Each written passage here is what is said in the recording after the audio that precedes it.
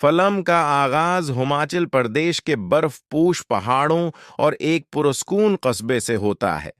یہاں ایک سادہ مزاج شخص پارتھیبان اپنے چھوٹے سے کیفے میں کام کرتا ہے۔ وہ نہایت نرم دل، بااخلاق اور خاندان سے محبت کرنے والا انسان ہے۔ اس کی بیوی سیتھیا ایک مضبوط مگر حساس عورت ہے، جبکہ اس کے 2 بچے اسکول جاتے ہیں اور عام بچوں کی طرح خوش زندگی گزار رہے ہیں۔ پارتھیبان کی زندگی بالکل عام دکھائی جاتی ہے۔ وہ صبح کیفے کھولتا ہے، گاہکوں سے مسکرا کر بات کرتا ہے اور شام کو خاندان کے ساتھ وقت گزارتا ہے۔ اسے کسی جرم یا تشدد سے کوئی دلچسپی نہیں۔ ایک دن چند خطرناک گنڈے کیفے میں داخل ہوتے ہیں۔ وہ لوٹ مار اور قتل کے ارادے سے آئے ہوتے ہیں۔ حالات اچانک بگڑ جاتے ہیں۔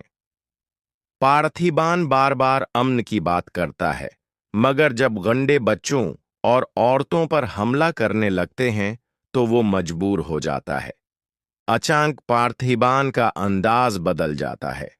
وہ نہایت مہارت، تیزی اور بے خوفی سے ان سب مجرموں کو مار دیتا ہے۔ اس کی لڑائی عام آدمی جیسی نہیں ہوتی، بلکہ کسی تربیت یافتہ قاتل جیسی لگتی ہے۔ یہ واقعہ موبائل فون میں ریکارڈ ہو جاتا ہے اور پورے ملک میں وائرل ہو جاتا ہے۔ یہ ویڈیو ایک خطرناک مجرم انتھونی داس تک پہنچتی ہے، جو ایک بین الاقوامی منشیات مافیا کا سردار ہے۔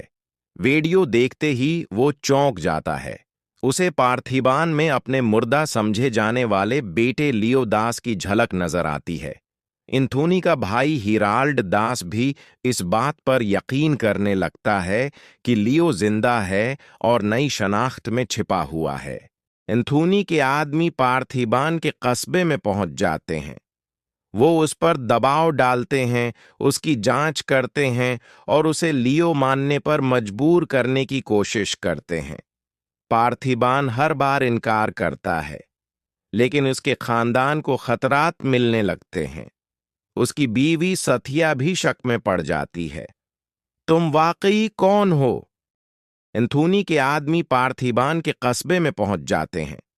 وہ اس پر دباؤ ڈالتے ہیں، اس کی جانچ کرتے ہیں اور اسے لیو ماننے پر مجبور کرنے کی کوشش کرتے ہیں۔ پارتھیبان ہر بار انکار کرتا ہے، لیکن اس کے خاندان کو خطرات ملنے لگتے ہیں۔ اس کی بیوی ستھیا بھی شک میں پڑ جاتی ہے۔ تم واقعی کون ہو؟ کہانی ماضی میں جاتی ہے۔ لیو داس ایک بے رحم، طاقتور اور خوفناک گینگسٹر تھا۔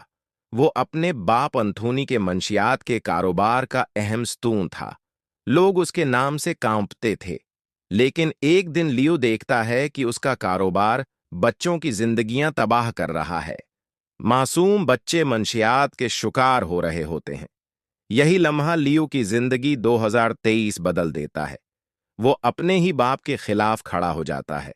وہ پورے نیٹ ورک کو ختم کرنے کا منصوبہ بناتا ہے۔ لیو اپنی موت کا ڈرامہ رچاتا ہے، سب کو یقین دلاتا ہے کہ وہ مر چکا ہے، اور پھر نئی شناخت کے ساتھ غائب ہو جاتا ہے۔